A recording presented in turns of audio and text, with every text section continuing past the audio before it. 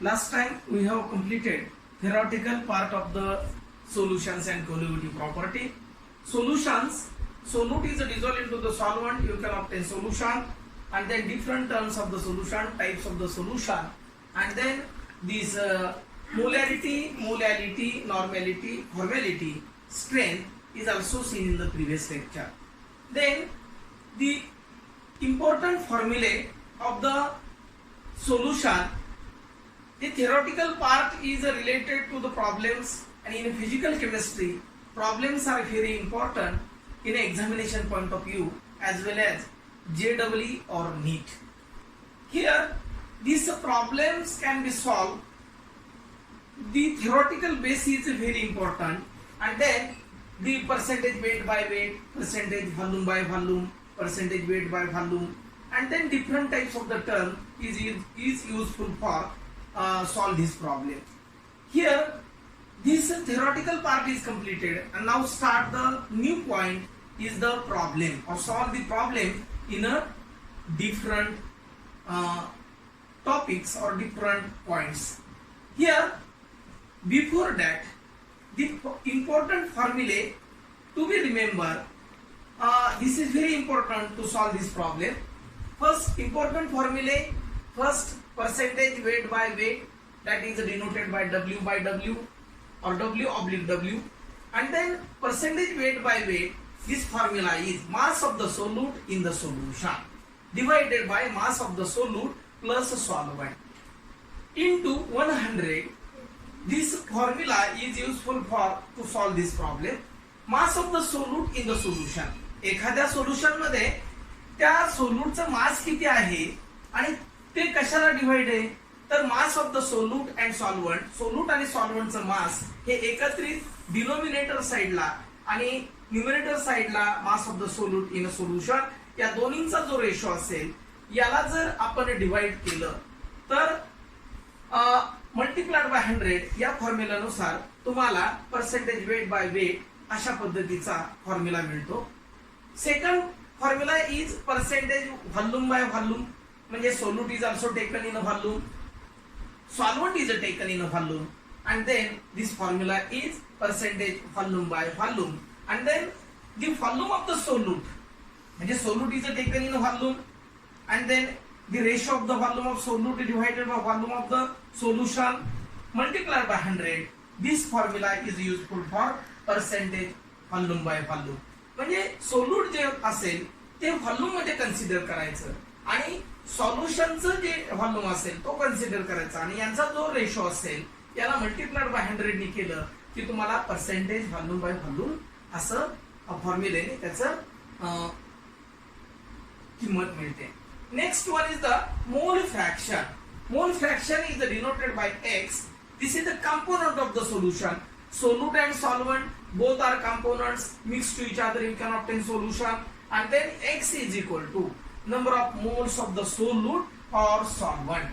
म्हणजे सोल्यूट किंवा सॉल्व्हंटचे जर मोल्स कन्सिडर केले आणि total number of moles of the solute and solvent यांची एकत्रित घेतलं तर यांचा जो रेशो असेल number of moles of the solute और सॉल्व्हंट, सोल्यूट किंवा सॉल्व्हंट पैकी एक, त्याला divided by total number of moles of the solute आणि सॉल्व्हंटचे टोटल नंबर ऑफ मोल्स यांचा जो रेशो असेल यावरून तुम्हाला मोल फ्रॅक्शन काढता येतो.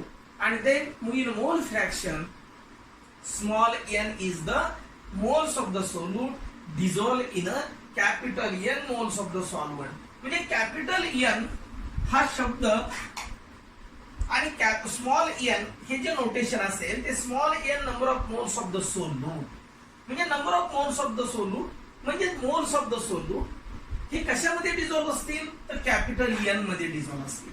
आणि कॅपिटल N म्हणजे काय, मोल्स ऑफ द सॉल्व्हंट, म्हणजे moles of the solute small n dissolve in a moles of the solvent capital N, and then the total number of moles is equal to, मग total number of moles काय असतील, moles of the solute and moles of the solvent, they can be denoted by small n plus capital N, that is the total number of moles. And then three sub formulae. X solute म्हणजे mole fraction of the solute हे separate असेल, moles fraction of solvent वेगळं असेल, आणि मोल fraction of solute plus solvent हे सुद्धा वेगळं असेल तर त्यांचा सेपरेट फॉर्म्युला आपण कन्सिडर करणार आहे. X solute is equal to small n divided by small n plus capital N. म्हणजे सोल्यूट असेल त्यावेळेस न्यूमरेटर साइडला स्मॉल एन असतो, ज्यावेळेस एक्स सॉल्व्हंट असेल न्यूमरेटर साइडला कॅपिटल एन असतो आणि डिनोमिनेटर हा दोन्ही सेम असेल, n small n plus capital N small n plus capital N. आणि then third formula is the x solute plus solvent. म्हणजे mole fraction of the solute आणि मोल फ्रॅक्शन ऑफ द सॉल्व्हंट यांचं दोन्हीचं जर एकत्रीकरण केलं तर if you consider x solute is the value is a small n divided by small n plus capital N plus capital N divided by n plus capital N. This is the value of x solvent, value of x solute. They combine these two values, you can obtain small n plus capital N divided by small n plus capital N, and then this value of final answer is 1. Means that x solute plus solvent is equal to always 1. आणि मग x मोल fraction of solute आणि solvent ची नेहमी किंमत काय असते ही 1 असते. हे प्रॉब्लेम मध्ये आपल्याला महत्वाचं आहे. त्यानंतर आपण टर्म पाहणार आहोत की मोलॅलिटी असेल, मोलॅरिटी असेल किंवा नॉर्मॅलिटी असेल किंवा नंबर ऑफ मोल्स कशाला म्हणायचं, डेन्सिटी ऑफ द सोल्युशन कशाला म्हणायचं. तर यामध्ये पहिला फॉर्म्युला आहे मोलॅरिटी आणि it is denoted by capital M. If you already known this definition, number of moles of the solute dissolve in a volume of solution in a litre. म्हणजे number of moles of the solute हे जर 1 litre volume मध्ये dissolve केले तर तुम्हाला molarity solution मिळतं, म्हणजे 1 molar solution मिळतं. परंतु हेच सोल्युशन तुम्ही number of moles of the solute dissolve in a volume of solvent is taken in a kilogram असेल तर त्यावेळेस तुम्हाला सोल्युशन मिळतं मोलॅलिटी. आणि हे स्मॉल एम अक्षराने दर्शवतात, कॅपिटल एम अक्षराने मोलॅरिटी दर्शवतात. MOLARITY कॅपिटल एम आणि LITY हे स्मॉल एम. याच्यामध्ये एकच फरक आहे, volume is taken in a litre हा मोलॅरिटी असतो आणि volume is taken in a kilogram हे तुमचं मोलॅलिटी असतं. मग मोलॅरिटी आणि मोलॅरिटीचे जे फॉर्म्युले आपल्याला मिळणार आहेत ते असं असणार आहे की परीक्षेमध्ये तुम्हाला प्रॉब्लेम सोडवताना एखाद्या सोल्युशनची मोलॅरिटी दिलेली असते किंवा एखाद्या सोल्युशनचं मोलॅलिटी दिली असते किंवा काढावी लागते, त्यावेळेस तुम्हाला हे फॉर्म्युले उपयोगात येतात. म्हणजे मोलॅरिटी कशाला म्हणायचं, capital M is equal to number of moles of the solute divided by volume of solution in a litre. म्हणजे number of moles of the solute याला कशाने भागायचंय तर volume of solution in a litre.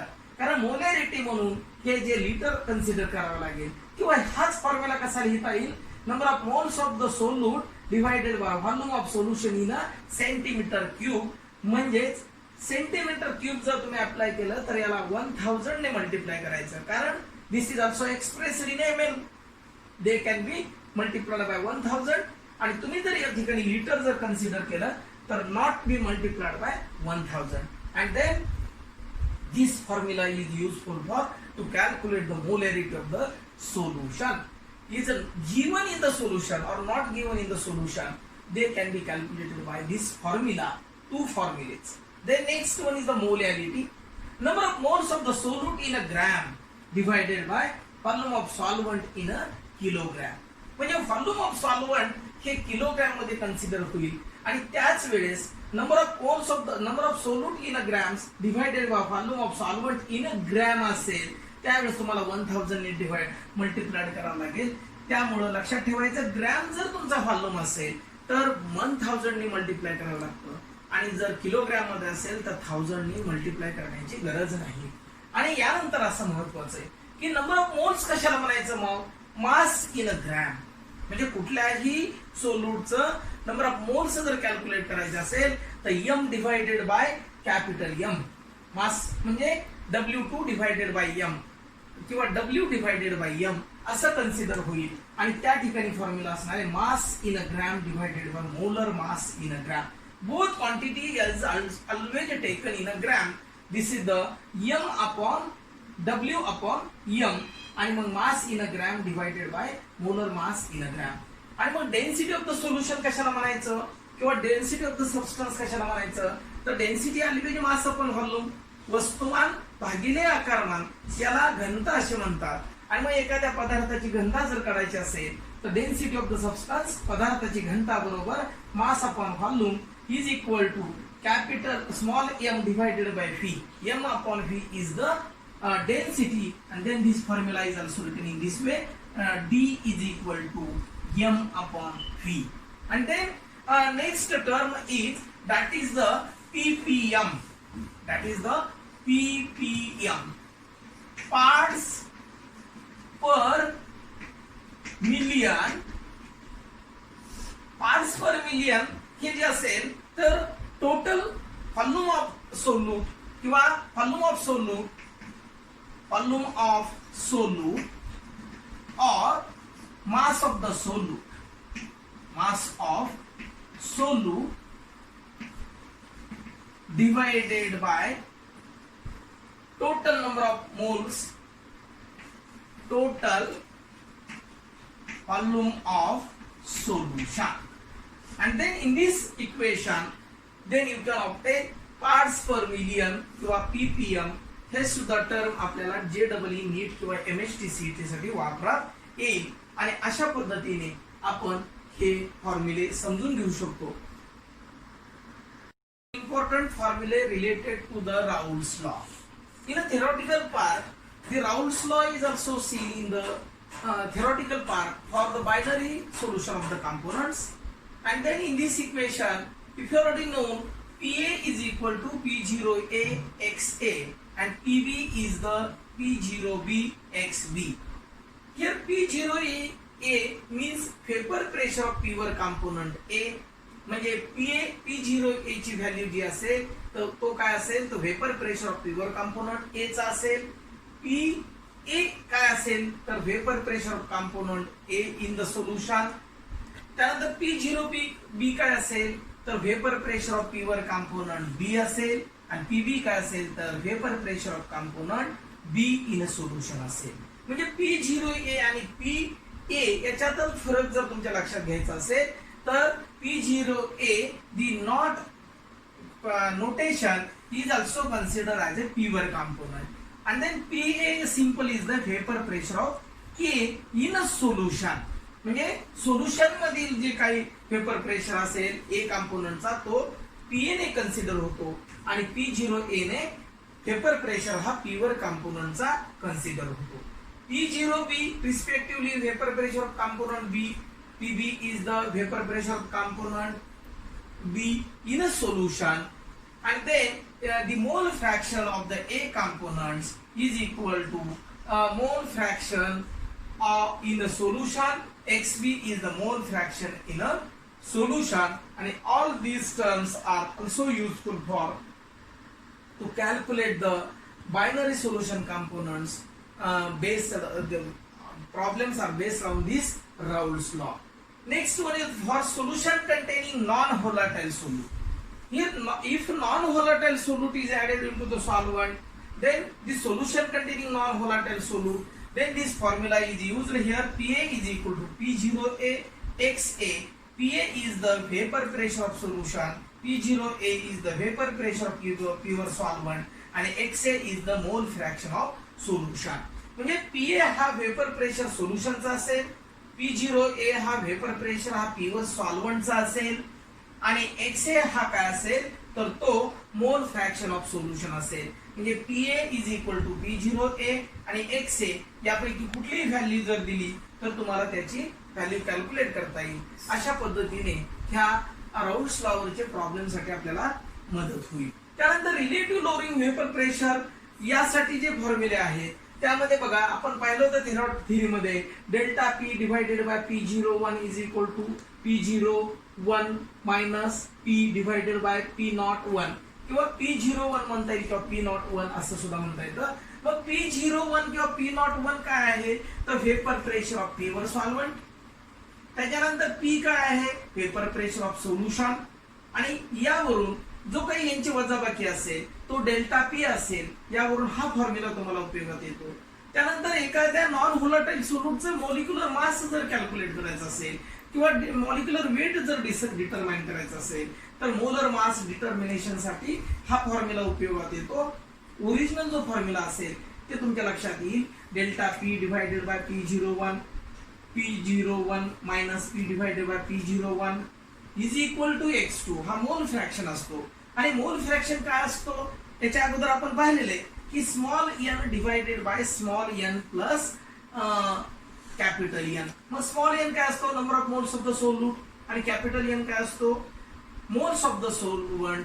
अशा पद्धतीने यांचा जो ratio असेल number of moles of the solute आणि number of moles of the solute plus solvent n plus capital N, हा फॉर्म्युला वापरून तुम्हाला या ठिकाणी मोल फ्रॅक्शन कॅल्क्युलेट करता येतो. त्यानंतर याचे जे दोन जे सब फॉर्म्युले आहेत ते आपण पाहतोय. पहिला हा, दुसरा कोणता आहे, स्मॉल n म्हणजे काय, नंबर ऑफ मोल्स कशाला म्हणायचं, तर number of moles is equal to इथं दिलेले आहे की W2 डिवायडेड बाय N2. मग W2 काय असतं, वेट ऑफ द सोल्यूट असतं. W related to the weight आणि 2 is considered as a solute weight. Then M2 काय असेल, molar mass of the solute किंवा molecular weight of the solute. म्हणजे solute साठी जर तुम्हाला फॉर्म्युला वापरायचा असेल तर W2 डिवायडेड बाय M2 हा जर number of moles of the solute असते. आणि कॅपिटल N म्हणजे काय, कॅपिटल N हा सॉल्व्हंटशी रिलेटेड असतो. म्हणजे weight of the solvent divided by molar mass of the solvent. म्हणजे W1 डिवायडेड बाय M1 हा जर असेल सॉल्व्हंट साठीचा फॉर्म्युला, आणि स्मॉल n चा असेल weight of the solute divided by molecular weight of the solute. हा फॉर्म्युला असेल नंबर ऑफ मोल्स काढण्यासाठी, हा number of moles of the solvent काढण्यासाठी. आणि यावरून तुमचा जो फॉर्म्युला कन्सिडर होतो या ठिकाणी तो असेल relative lowering of the vapour pressure साठी delta P divided by P01 is equal to P01 minus P divided P01 is equal to काय केलं आपण इथं, n divided by capital N. म्हणजे याची पूर्ण व्हॅल्यू कन्सिडर केली. W2 multiplied by M1 divided by M2 into W1. आणि हा फॉर्म्युला मिळतो मग तुम्हाला W2 multiplied by M1 divided by M2 multiplied by W1. म्हणजे weight of the solute multiplied by molecular mass of the solvent, molar mass of the solvent divided molecular weight of the solute and weight of the solvent. अशा पद्धतीने या ठिकाणी तुम्हाला काय करता येईल, formula consider करता येईल. आणि यावरून तुम्ही बघा delta P divided by P01 याची यावरून ही व्हॅल्यू काढता येईल. त्यानंतर वेपर प्रेशर असेल त्यावरून तुम्हाला मॉलिक्युलर मास काढता येईल, वेट ऑफ द सॉल्व्हंट काढता येईल, molecular mass of the solvent काढता येईल, molecular mass of the solute काढता येईल, कधी कधी वेपर प्रेशर काढता येईल, कंपोनंटचा काढता येईल, प्युअर सॉल्युशन सॉल्व्हंटचा काढता येईल, किंवा सोल्युशनचा सुद्धा वेपर प्रेशर तुम्हाला काढता येईल, किंवा त्याचा डिफरन्स सुद्धा काढता येईल. अशा पद्धतीने या ठिकाणी हे फॉर्म्युले तुम्हाला वेगवेगळे प्रॉब्लेम सोडवण्यासाठी मदत करतात. आणि हे फॉर्म्युले तुमचे पाठ असले म्हणजे प्रॉब्लेम सोडवताना सगळ्यात महत्वाची गोष्ट लक्षात ठेवा की प्रॉब्लेम सोडवताना तुम्हाला प्रॉब्लेम केअरफुली रीड करावा लागेल. केअरफुली रीड केला तर प्रॉब्लेम मध्ये तुम्हाला काय दिलंय म्हणजे गिवन काय असेल ते तुमच्या लक्षात येईल. गिवन असेल त्यावरून तुम्हाला युनिट कन्व्हर्जन महत्वाचं असतं.